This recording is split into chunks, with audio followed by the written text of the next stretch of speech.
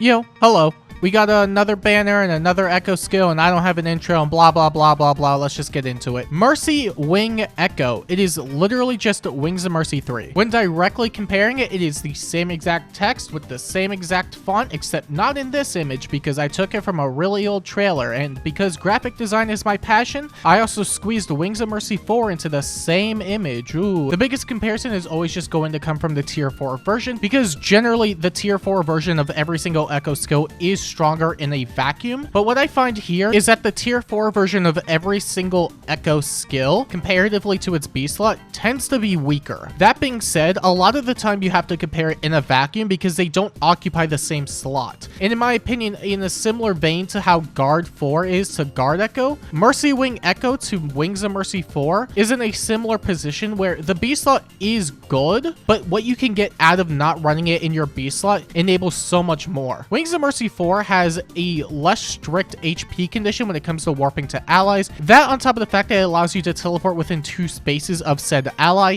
it's a lot more flexible when it comes to Gale Force compositions. It does have this other condition where you're allowed to warp to any ally that's injured within 3 spaces, but generally speaking, it's the latter half of the skill that makes it so good. That being said, comparatively to Mercy Wing Echo, it is just Wings of Mercy 3, but what you could get out of trading out the tier 4 version arguably can make Gale Force strategies way stronger. Also, I should have said this way earlier, you cannot use this with any unit with a PRF skill. Unless they are a rearmed or an attuned, such as Plumeria or Peony, you cannot slap this on anybody else. If they have a PRF Dance or a PRF A, B, or C, they cannot use any echo skills without getting rid of it. So for example, I wouldn't recommend giving it to somebody like Legendary Azura, but you can still give it to somebody like Plumeria, Peony, or Triandra because they're still allowed to use their PRF Dance. Any other unit that falls into the same category, you definitely want to watch out for that unless they have a PRF skill that's worth replacing. Anywho, as far as the notable users are concerned, let's start with the most obvious one,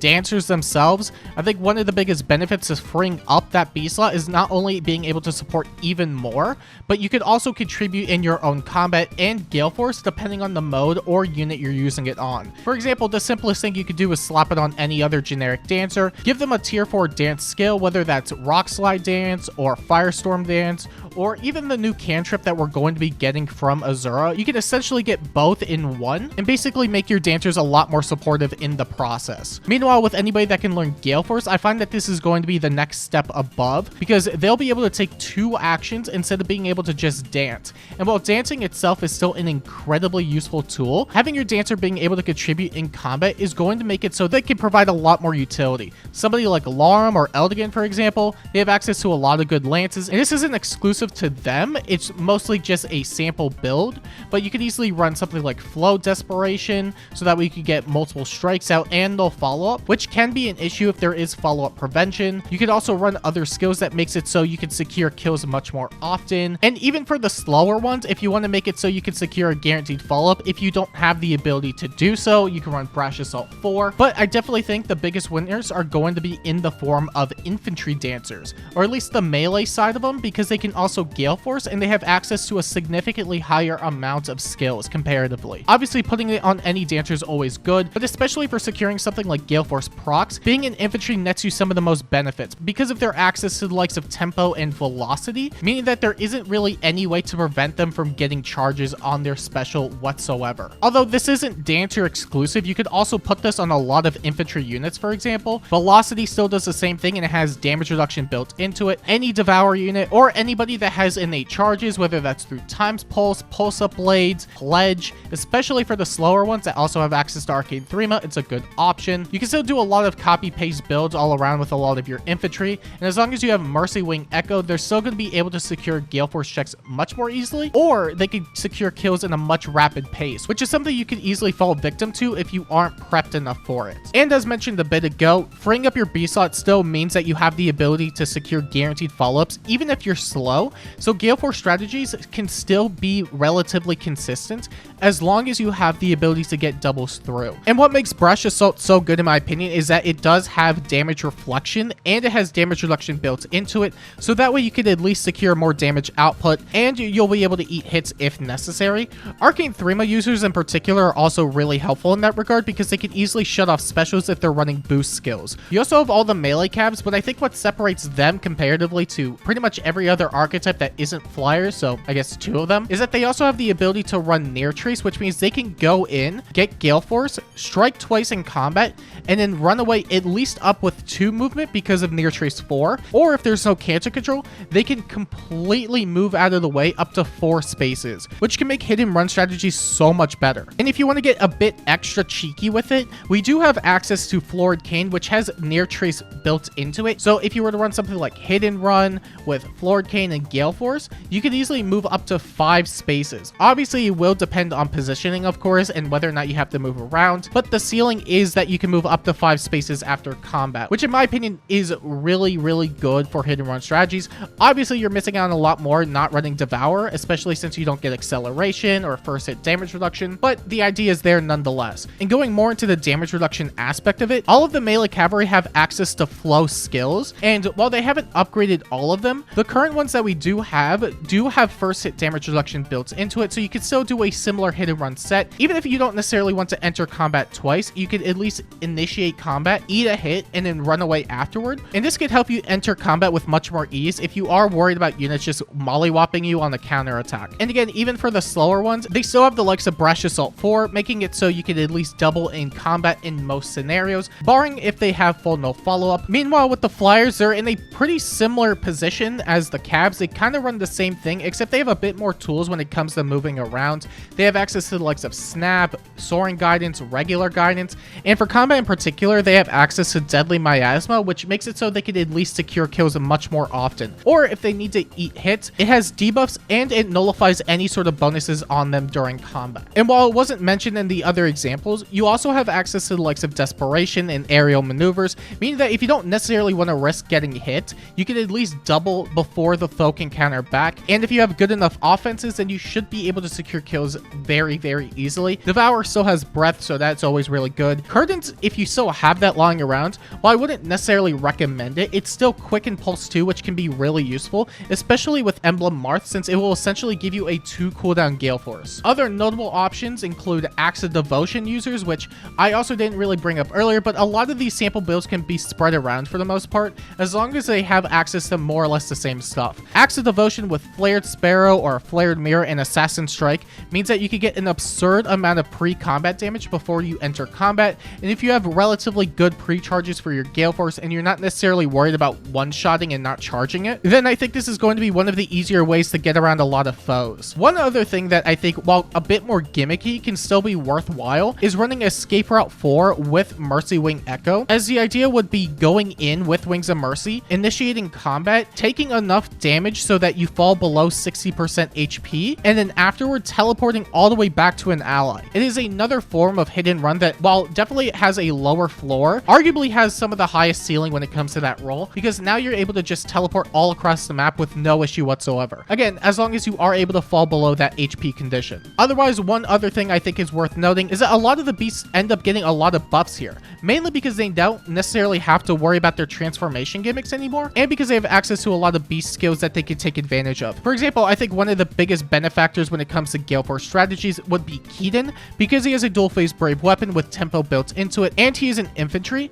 With beast follow-up, he doesn't necessarily have to worry about not getting tempo off, and he has breath built into his weapon, so he could easily secure Gale Force procs with no issue whatsoever. I think as far as a performance jump when it comes to the role, he definitely sees a much bigger benefit there. You could also give it to any dancer if you are confident in their ability to go in and 1-tap or 2-tap and then dance afterward. It's a similar thing to the likes of a lot of the other Gale Force dancers, but now you can do it with your beast units. And even that aside, you still have stuff such as beast sense, beast near trace, beast agility. You have a lot of stuff you could give out to these beasts that at least allows them to contribute in combat way more. One other thing that you could also do is run counter roar, which is something that only dragons and beasts can get. And if you aren't necessarily worried about the transformation gimmick, because you could do something like a corner beast and then they could transform that way, you could easily go in with Wings of Mercy. It'll have the same applications as Brash Assault in some sense, where you're going to be able to reduce whatever amount comes out, whether that's 1 hit or 2 hits, depending on whether or not they have Brave, and then you're going to be able to reflect it back afterward. It's a relatively good offensive option for any Gale Force beast now. And lastly, as far as Gale Force options are concerned, I think the only thing really worth mentioning is armors, and armors are kind of in that weird position where you can Gale Force with them, even though they aren't necessarily the best at it, but they have just as many tools to get that going. Any sword armor can run Devourer with Desperation 4 and charge up an instant Gale Force as long as they don't one-tap. 3MA users could easily run Special Fighter so they don't have to really worry about Special Retaliation, and they could charge up Gale Force extremely easily because they get acceleration per hit, and that can't be shut down whatsoever.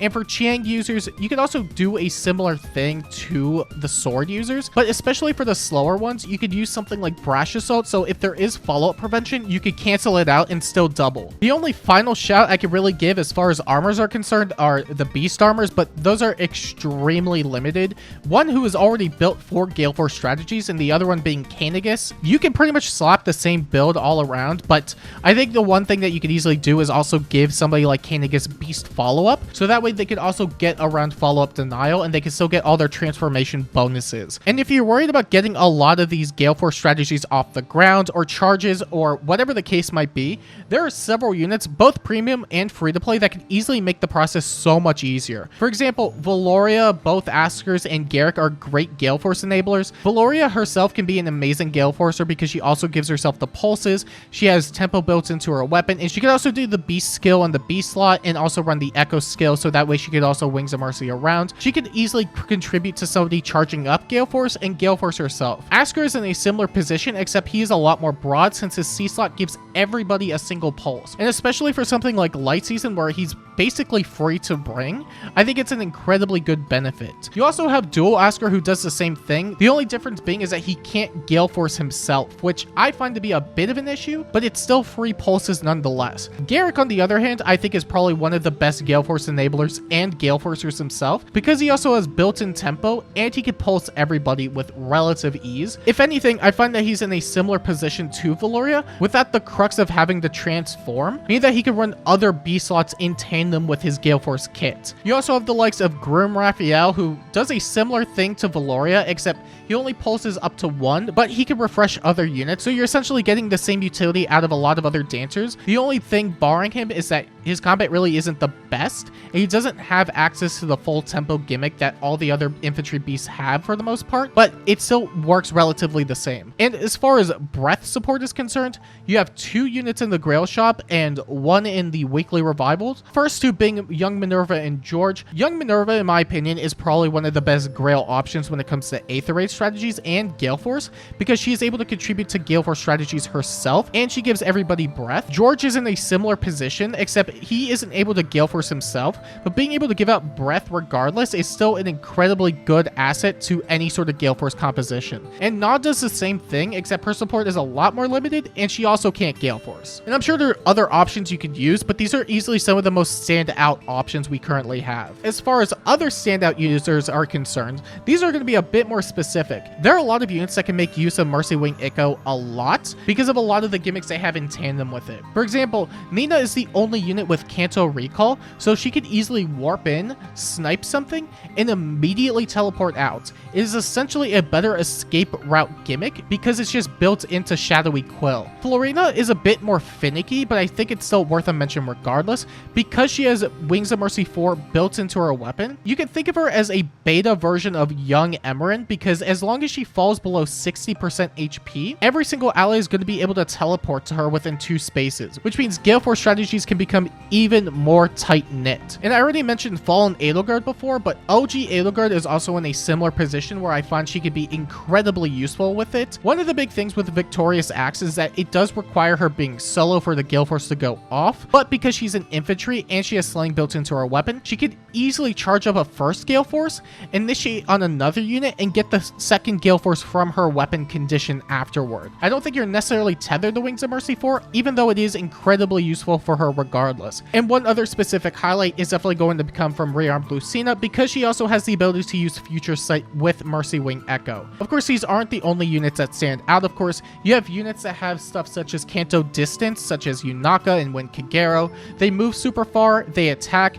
they move all the way back, because the further they move, the more they're able to fall back with Kanto. And what helps them in particular is that they don't have a PRF skill tethered to them, so they can easily run it with no opportunity cost. You also have units such as Ninja Sanaki and Legyarn, or anybody with a dual button that has built-in Gale Force, so even somebody like Ninja Korin, they can pretty much fulfill a similar niche to double Gale Force, and they don't necessarily have to be the initiator for it. And in my opinion, that's going to be a lot better, since there's no guarantee you're going to be able to get rid of Duo's hindrance that fast. You also have units with fixed Kanto and units that get extra actions after they rally, so somebody like Pala or Tsubasa, for example, have fixed Kanto too. She can easily teleport in, attack in, and run away with no issue whatsoever. Tsubasa is in a similar position because she also has Kanto 2 built into her weapon. Having the ability to teleport in, attack 3 times with cavalry and armor effectiveness, and then run away could easily make her a really good near save popper. Somebody like Annette and Spring Sylvain also fall into a similar category of rally Gale Force, because all they have to do to get a second action is to rally. That's literally it. And for somebody like Annette and Sylvain who don't have PRF skills, they could easily just go in and Gale Force like crazy. Especially somebody like Sylvain who has Breath and Dual Phase Brave built into his weapon, so getting Gale Force off is not going to be an issue whatsoever. And as far as Mercy Wing Echo candidates are concerned, I think this is going to be about it. I think it's a very straightforward Echo skill, but it's arguably one of the strongest ones we have, even though most of its viability is going to come from Aether Raids. I think there's a lot you can do with it. It is extremely straightforward, but there's also a lot of skills that you could throw around if you want to make the process so much easier, because having a free B slot, in my opinion, is an incredibly big benefit. And I'm sure there are other standout units or strategies that could easily make use of this, so if you have any more insight into this, let me know down below. And if you are going to be polling for it just to give it to somebody, let me know who you're going to put it on. And if you want to see more videos like this, make sure to like and subscribe. And until next time, I'll see you later.